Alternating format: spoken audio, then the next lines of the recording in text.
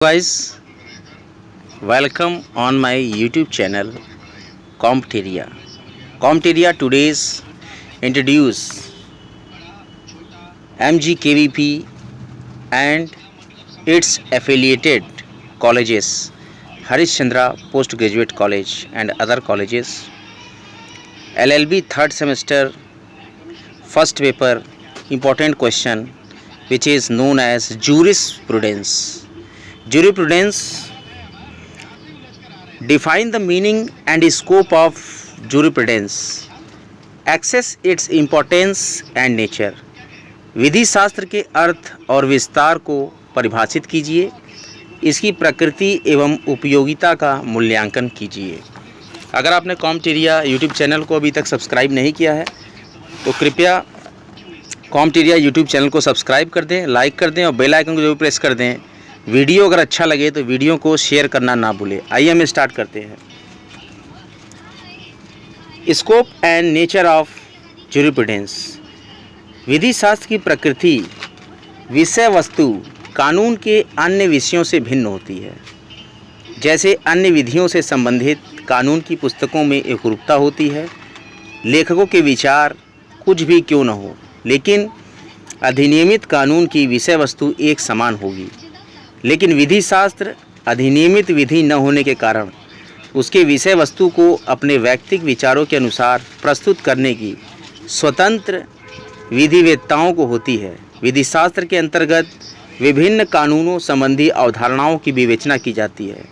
इसमें अधिकार, दायित्व, स्वत्व, स्वामित्व, आधिपत्य, वैधानिक व्यक्तित्व, आशय, नेग्लिजेंस ऐसे ही सामान्य और व्यापक स्वरूप का निरूपण किया जाता है। विधि शास्त्र के क्षेत्र विस्तार के विषय में विधिवेत्ताओं ने भिन्न भिन्न विचार व्यक्त किए हैं। विधि शास्त्र के विस्तार का विनिर्धारण समय समय पर उनके समक्ष विद्यमान सामाजिक परिस्थितियों के अनुसार किया गया है। Definition of jurisprudence. विधि शास्त्र विधि का दर्शन है।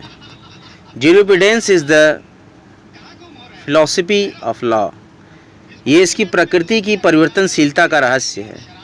विभिन्न कालखंडों में एक समरूप दर्शन की विचारधारा की कल्पना असंभव है। इसलिए विधि शास्त्र का विभिन्न कालखंड में समरूप अर्थ, प्रकृति और सीमा हो। यह न तो उपक्रम है, न ही विभिन्न कालखंड में विधि शास्त्र के एक रूप है। अर्थ, प्रकृति, विस्तार या परिसीमा की कल्पना करना उचित है। यही कारण है कि प्रश्न उचित नहीं है, विभिन्न कालखंडों में विधि शास्त्र क्या है। ये प्रश्न पूछा जाना चाहिए कि विभिन्न सामाजिक परिवेश और कालखंड में किन किन वस्तुओं को विधि शास्त्र की संज्ञा दी जाती रही। ऐसा प्रश्न होना चाहिए। ज्यूरिस्प्रूडेंस शब्द का पर्यायवाची है ज्यूरिस्प्रूडेंस, विधि का ज्ञान या विधि का विज्ञान कौशल। जूरिस एंड प्रूडेंसिया, लैटिन में जब इसको हम स्प्लिट करेंगे तो जूरिस एंड प्रूडेंसिया। जूरिस का मतलब है लॉ और प्रूडेंसिया का मतलब है ज्ञान, नॉलेज। रोमन के समय में ज्यूरिस्प्रूडेंस का विधि शास्त्र की परिकल्पना का उदय नहीं हुआ था। प्राचीन विधिशास्त्री अल्पियन ने डाइजेस्ट में कहा है कि विधि शास्त्र दैवी और माननीय वस्तुओं की परिकल्पना, उचित अनुचित का ज्ञान है। Jurisprudence is the concept of things and human, the science of just and unjust. कभी विधि शास्त्र का प्रयोग विधि की किसी विशिष्ट शाखा की परिकल्पना के वर्णन के प्रयोजन से किया जाता है। जैसे साम्या विधि शास्त्र का प्रयोग विधि की साम्या शाखा के वर्णन के लिए किया जाता था। कभी कभी किसी विशिष्ट विषय के ज्ञान के संदर्भ में विधिशास्त्र शब्द का प्रयोग किया जाता है। चिकित्सा विज्ञान की शाखा को अभिव्यक्त करने के लिए चिकित्सकीय विधि शास्त्र, मेडिकल ज्यूरिस्प्रूडेंस शब्द का प्रयोग किया जाता था। फ्रांस में किसी विशिष्ट न्यायालय निर्णयों द्वारा निर्मित विधि के संग्रह के लिए भी विधिशास्त्र शब्द का प्रयोग हुआ है। 19वीं सदी के प्राथमिक काल में बेंथम और उनके शिष्य ऑस्टिन के समय में विधि शास्त्र शब्द को ब्रिटिश विधिवेत्ताओं के मध्य तकनीकी अर्थ प्राप्त हुआ। ऑस्टिन लंदन यूनिवर्सिटी में विधि शास्त्र के प्रथम प्रोफेसर थे। ऑस्टिन को अंग्रेजी विधि शास्त्र का जनक कहा जाता है। 1945 में ऑस्टिन की अप्रकाशित पुस्तक the limits of jurisprudence defined का प्रकाशन हुआ। ऑस्टिन द्वारा अभिव्यक्त विधि शास्त्र की परिकल्पनाएं आज भी ब्रिटेन में अंग्रेजों के मध्य मान्यता और स्वीकृति प्राप्त हैं। इसलिए आज भी इंग्लैंड में विधि शास्त्र के अर्थ और परिसीमा में आत्यंतिक रूप में विधि और इसकी परिकल्पनाओं के औपचारिक विश्लेषण को ही किया गया है। Jurisprudence is scientific analysis of positive law. Austin कहते हैं कि पॉजिटिव या अधिरचित विधि का जो एनालिसिस है, ऑस्टिन ने विधि शास्त्र की परिभाषा को देते हुए कहा, विधि शास्त्र अधिरचित ऐसी विधि जो संसद या विधायिका द्वारा पारित विधि है, इसको बोलते हैं अधिरचित, इनका विश्लेषण होता है। ऑस्टिन ने विधि शास्त्र को सकारात्मक बताया है या पॉजिटिव विधि के दर्शन के रूप में यानी फिलॉसफी के रूप में परिभाषित किया है। ऑस्टिन कहते हैं कि विधि का अध्ययन, विधि का विश्लेषण विधि के उद्देश्यों या विधि पारित करने के उद्देश्यों को ध्यान में रखकर नहीं किया जाना चाहिए। व्हाट लॉ ऑट बी, लेकिन विधि का अध्ययन अधिनियम के अंतर्गत निहित विधि है। विधि जैसी है, लॉ एज इट इज़। विधि के अध्ययन या विश्लेषण का निर्वचन, इंटरप्रिटेशन की विषय वस्तु है। ऑस्टिन कहते हैं कि अधिरचित विधि या पॉजिटिव लॉ ऐसी विधि है जिन्हें राजनीतिक रूप से, पॉलिटिकल सुपीरियर से व्यक्ति द्वारा राजनीतिक रूप से पॉलिटिकल इन्फीरियर के लिए निरूपित किया जाता है, यानी कि राजनीतिक रूप से श्रेष्ठ व्यक्ति द्वारा राजनीतिक रूप से अवर व्यक्ति के लिए निरूपित किया जाता है, यानी पॉलिटिकल सुपीरियर से पॉलिटिकल इन्फीरियर को निरूपित किया जाता है, ऐसी है विधि।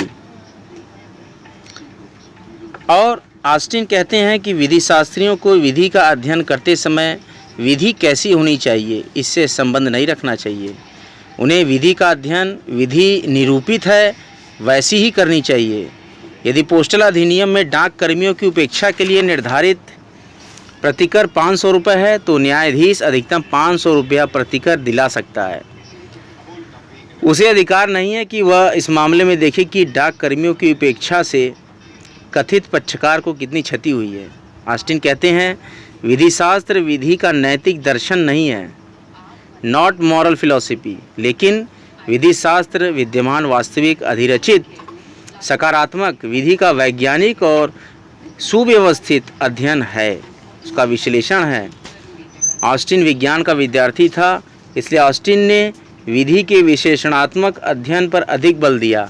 ऑस्टिन कहते हैं कि विधि शास्त्रियों की विधि का उसी प्रकार विश्लेषण करना चाहिए जैसे एक वैज्ञानिक प्रयोगशाला में किसी रासायनिक पदार्थ का विश्लेषण करता है। उसे रासायनिक पदार्थ के बाह्य परिवेश से कोई प्रयोजन नहीं है। ऑस्टिन ने विधि शास्त्र को दो भागों में बांटा है, विशिष्ट विधि शास्त्र पार्टिकुलर जूरिस्प्रूडेंस एंड सामान्य विधि शास्त्र जनरल जूरिस्प्रूडेंस। सामान्य विधि शास्त्र उन सिद्धांतों, धारणाओं, परिकल्पनाओं की व्याख्या है, सभी विधि व्यवस्थाओं में समान रूप से पाए जाते हैं। इस प्रकार की विधि व्यवस्थाओं के अंतर्गत वे विधि व्यवस्थाएं आती हैं जो व्यापक और मैच्योर हों। विशिष्ट विधि शास्त्र ऐसे विधि शास्त्र जिनके अंतर्गत किसी विशिष्ट स्थान या समाज का, कालखंड की विधि व्यवस्था का अध्ययन किया जाता है। ऐसी विधि व्यवस्था किसी विशिष्ट समाज, राष्ट्र या कालखंड तक सीमित है। भारतीय विधि व्यवस्था या अफ्रीका के किसी विशिष्ट समुदाय की विधि व्यवस्था या किसी समय खंड में विद्यमान विधि व्यवस्था पर्टिकुलर जूरिस्प्रूडेंस कहलाती है। हॉलैंड्स डेफिनेशन ऑफ जूरिस्प्रूडेंस। हॉलैंड ने क्या विधि शास्त्र की परिभाषा दी? थॉमस अस्काइन हॉलैंड ब्रिटिश विधि शास्त्री था। हॉलैंड ने ऑस्टिन की विधि शास्त्र की परिकल्पना को आगे बढ़ाया। हॉलैंड ऑस्टिन के दृष्टिकोण से सहमत था। विधि शास्त्र विधि का वैज्ञानिक विश्लेषण है। हॉलैंड ने विधि शास्त्र की 6 शब्दों की परिभाषा। विधि शास्त्र अधिरचित विधि का औपचारिक विज्ञान, the form science of positive law, ऐसा दिया। ये एक्सेप्ट करते हैं कि विधि शास्त्र अधिरचित यानी पॉजिटिव विधि का विज्ञान है, लेकिन हॉलैंड के अनुसार ये औपचारिक विज्ञान है, फॉर्मल साइंस का विज्ञान है। हॉलैंड कहते हैं कि विधि शास्त्र उन मानवीय संबंधों का औपचारिक विज्ञान है जिनके लिए यह सामान्यतः स्वीकार किया जाता है, उनके विधिक प्रभाव होते हैं। अधिरचित विधि का औपचारिक विज्ञान है। Now pronunciate in English that the formal science of those relations of mankind which are generally recognized as having legal consequence. The formal science of positive law. The formal science of positive law. The formal science of those relations of mankind which are generally recognized as having legal consequence. Austin की तरह अधिरचित विधि से Holland का तात्पर्य वास्तविक और वर्तमान विधि से है। इसमें कोई भी हाइपोथेटिकल मॉरल्स नहीं है, कोई काल्पनिक आदर्श या अमूर्त विधि से कोई मतलब इसका नहीं है। हमेशा से ये वर्तमान विधि या वास्तविक विधि की चर्चा करता है। हॉलैंड फॉर्मल साइंस को स्पष्ट करते हुए कहते हैं, फॉर्मल साइंस वो है जिसमें विधि के अंतर्निहित मूलभूत सिद्धांतों की विवेचना होती है। औपचारिक विज्ञान फिजिकल या पार्थिव विज्ञान नहीं है जिसमें ठोस विवरणों की विवेचना रहती है। हॉलैंड कहते हैं विधि शास्त्र का संबंध किसी विधिक सिद्धांत के सामान्य भाग से होना चाहिए। विधि शास्त्र मानवीय संबंधों ह्यूमन रिलेशंस की विवेचना करता है, न कि भौतिक नियमों की या ग्रेविटेशनल या केमिकल चेंजेस से संबंधित रूल्स की। हॉलैंड ने ऑस्टिन के विधि शास्त्र के विशिष्ट और सामान्य वर्गों के वर्गीकरण को अस्वीकार करते हुए ये बताया, विधि शास्त्र को विज्ञान कहना ठीक है लेकिन इसे विशिष्ट विज्ञान कहना गलत है। विधि शास्त्र सदैव जेनरल होता है और विधि शास्त्र लोकल है, इसे विज्ञान नहीं कहा जा सकता। विशिष्ट लोगों की विधि का अध्ययन सिर्फ आंकड़ों का संग्रह है। ये एक व्यवहारिक ज्ञान हो सकता है लेकिन विधि शास्त्र की विषय वस्तु नहीं हो सकती। सॉमंड ने ऑस्टिन और हॉलैंड के विधि शास्त्र के वर्गीकरण को अस्वीकार कर दिया। और सॉमंड ने क्या परिभाषा दी? सॉलमंड्स डेफिनेशन। सॉमंड ने ऑस्टिन और हॉलैंड के विचार को मान्यता देते हैं। विधि शास्त्र एक विज्ञान है, लेकिन सॉमंड के अनुसार विधि शास्त्र सामान्य न होकर विशिष्ट है। विधि शास्त्र एक विशिष्ट विधि व्यवस्था के मूलभूत सिद्धांतों का अध्ययन है। सॉमंड कहते हैं विधि शास्त्र विधि की एक विशिष्ट शाखा का अध्ययन है जिसे सिविल या नागरिक विधि कहते हैं। सॉमंड विधि शास्त्र को एक विशिष्ट अधिरचित विधि पद्धति के संदर्भ में परिभाषित करते हैं। कहते हैं कि विधि शास्त्र नागरिक विधि या दीवानी विधि या सिविल लॉ जिसको कहते हैं उसके प्रथम सिद्धांतों का विज्ञान है। Science of first principles of civil law. प्रथम सिद्धांत शब्द से सॉमंड का ये तात्पर्य है कि किसी विशिष्ट विधि के मौलिक सिद्धांतों मतलब कि फंडामेंटल प्रिंसिपल्स होंगे। किसी विधि पद्धति के मौलिक सिद्धांत उस विधि पद्धति के गौण विधिक नियम हैं, सब्सिडरी लीगल रूल्स, या इन सिद्धांतों से भिन्न हैं। सॉमंड ऐसा एक्सेप्ट करते हैं कि किसी विधि पद्धति के प्राथमिक सिद्धांत उस विधि के गौण नियम के मध्य विभाजन रेखा खींचना कठिन कार्य है और प्रथम सिद्धांत और अवशिष्ट विधि में अंतर स्तर का है, न कि प्रकार का। मौलिक सिद्धांतों को डिफाइन करते हुए सॉमंड कहते हैं कि मौलिक सिद्धांत वे मौलिक परिकल्पनाएं और कॉन्सेप्ट हैं जो किसी विधि के ठोस विवरण का आधार होती हैं। विधि शास्त्री को विधि शास्त्र में किसी नागरिक विधि के मौलिक सिद्धांतों के अध्ययन तक ही अपने को सीमित रखना चाहिए। विधि शास्त्र में किसी विधिक पद्धति के अवशिष्ट विधि के सिद्धांतों का अध्ययन नहीं होना चाहिए। विधिक व्यवस्था के अंतर्गत जो अन्य नियम या सिद्धांत है, नागरिक विधि या दीवानी विधि या सिविल लॉ। सॉमंड का तात्पर्य है कि विधि शास्त्रियों की विधि है, न कि नैतिक विधि या धार्मिक विधि। सामान्य ने सिविल लॉ शब्द का प्रयोग इस तरह से बल देने के लिए किया है कि विधि शास्त्र का विज्ञान सामान्य न होकर सिर्फ पर्टिकुलर होता है। नागरिक विधि से इनका तात्पर्य किसी देश या राष्ट्र की विधि से है। नागरिक विधि से यहाँ तात्पर्य किसी विशिष्ट देश या राष्ट्र के न्यायालयों द्वारा प्रशासित होने वाली विधि से है, जिसमें उस देश की सांविधिक विधि यानी स्टैट्यूट लॉ, प्रथाएं, न्यायिक विधायन सम्मिलित हैं। सामान्य ने विधि शास्त्र का वर्गीकरण दो दृष्टिकोण से किया है। सामान्य अर्थों में विधि शास्त्र तीन प्रकार का है: विधिक इतिहास और विधायन का विज्ञान। और विशिष्ट अर्थों में विधि शास्त्र तीन प्रकार का है: विश्लेषणात्मक विधि शास्त्र, ऐतिहासिक विधि शास्त्र और नैतिक विधि शास्त्र। और सामान्य अर्थों में विधि शास्त्र तीन प्रकार: विधिक इतिहास और विधायन का विज्ञान। और विशिष्ट अर्थों में विधि शास्त्र तीन प्रकार का: विश्लेषणात्मक विधि शास्त्र, ऐतिहासिक विधि शास्त्र और नैतिक विधि शास्त्र। सामंड की आलोचना कहकर की जाती है कि उन्होंने विधि शास्त्र के विस्तार की विशिष्ट विधि शास्त्र तक सीमित कर दिया है। और सामंड की पुस्तक ज्यूरिस्प्रूडेंस के 12वें संस्करण 1966 में विधि शास्त्र को निम्न रूप में परिभाषित किया गया है कि jurisprudence is the name given to a certain type of investigation into law, an investigation of an abstract, general and theoretical nature which seeks to lay. विधि शास्त्र विधि के एक निश्चित प्रकार के अन्वेषण को दिया गया नाम है। ये अन्वेषण विधि के अमूर्त, सामान्य और सैद्धांतिक स्वभाव के बारे में, जिसके द्वारा यह प्रयास किया जाता है कि विधि एवं व्यवस्था के आवश्यक सिद्धांतों का स्पष्टीकरण किया जाए।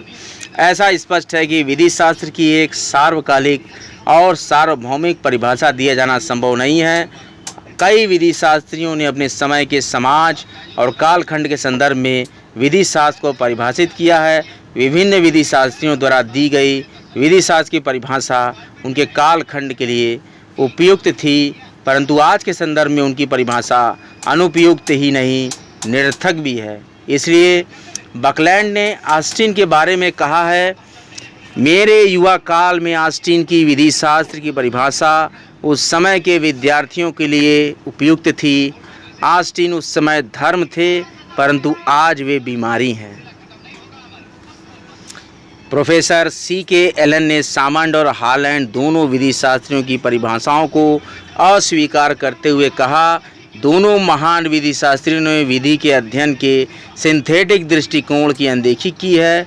सामंड विधि शास्त्र को एक विशिष्ट विधि तक सीमित करके अति संकुचित हो गए, लेकिन हॉलैंड ने एक विशिष्ट विधिक प्रणाली के अध्ययन को अधिक अनिश्चित बना दिया है।